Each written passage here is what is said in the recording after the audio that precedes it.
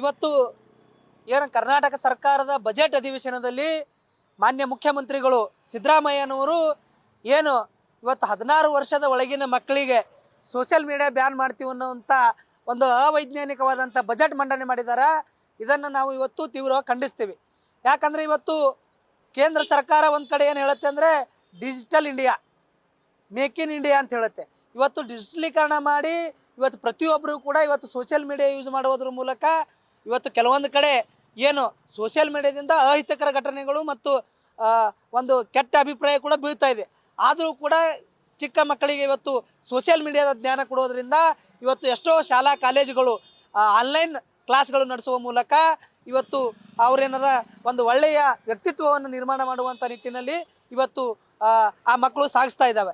ಅದ್ರ ಜೊತೆಗೆ ಇನ್ನೊಂದು ಏನು ಈ ಬಜೆಟ್ ಅಧಿವೇಶನದಲ್ಲಿ ಮಹಿಳೆಯರಿಗಾಗಿ 2 ಸೀರೆಗಳನ್ನು ಕೊಡ್ತೀವಿ ಅಂತೇಳಿ ಘೋಷಣೆ ಮಾಡಿದ್ದಾರೆ.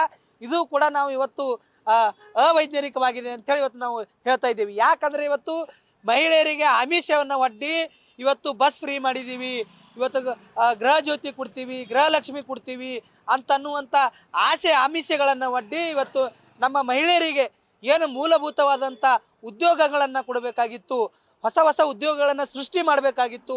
ಅಂಥ ಕಾರ್ಯಗಳನ್ನು ಮಾಡದೇನೆ ಇವತ್ತು ನಿರುದ್ಯೋಗದ ಸಮಸ್ಯೆ ಕೂಡ ಇವತ್ತು ಉದ್ಭವ ಆಗಿದೆ. ಇವತ್ತು ಖಾಲಿ ಇರುವಂಥ ಹುದ್ದೆಗಳನ್ನು ಭರ್ತಿ ಮಾಡದೇನೆ ಈ ಬಜೆಟ್ ಅಧಿವೇಶನದಲ್ಲಿ ಟೋಟಲಿ ಏನದ ಇವತ್ತು ಮಾಡಿರುವಂಥ ಏನು ಬಜೆಟ್ ಘೋಷಣೆ ಇದೆ ಇದನ್ನು ನಾವು ಇವತ್ತು ತೀವ್ರವಾಗಿ ಖಂಡಿಸುತ್ತಾ ನಮ್ಮ ಮಾತುಗಳನ್ನು ಹೇಳ್ತಾ ಇದ್ದೀವಿ. ನಮ್ಮ ಕರ್ನಾಟಕ ಸರ್ಕಾರದ ಮುಖ್ಯಮಂತ್ರಿಯಾದ ಶ್ರೀ ಸಿದ್ದರಾಮಯ್ಯನವರು ಮಾಡಿರುವ ಸೋಷಲ್ ಮೀಡಿಯಾ ಬ್ಯಾನನ್ನು 16 ವರ್ಷದ ಒಳಗಿನ ಮಕ್ಕಳಿಗೆ ಇದು ತಪ್ಪು.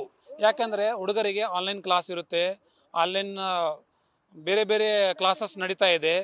ಮತ್ತು ಇವರಿಗೆ 16 ಒಳಗಿನ ಹುಡುಗರಿಗೆ ಬ್ಯಾನ್ ಮಾಡೋದು ತಪ್ಪು. ಇದರಿಂದ ಮತ್ತು ಡಿಜಿಟಲ್ ಇಂಡಿಯಾ ಮಾತಾಡ್ತಾರೆ, ಎಲ್ಲ ಸೋಷಿಯಲ್ ಮೀಡಿಯಾ ಬ್ಯಾನ್ ಮಾಡೋದು ತಪ್ಪಂತ ನಾನು ಖಂಡಿಸ್ತೀನಿ ಸರ್. ನ್ಯೂಸ್ ಫಸ್ಟ್ ನಿರ್ಭೀತಿಯಿಂದ ನಿಮ್ಮ ಪರವಾಗಿ.